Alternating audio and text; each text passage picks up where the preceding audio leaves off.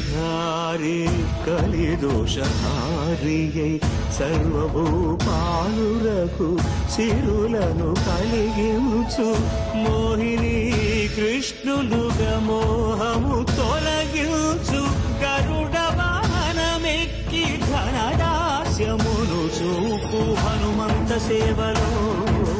అభయం ప్రసాదించు గజవాహనముపై భ్రాంతిని తొలగించు సూర్యప్రభను నిలిచి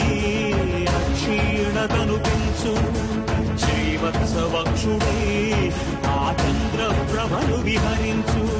రథమెక్కి మనోరథమెక్కి మరిన వాంఛలను త్రుంచగా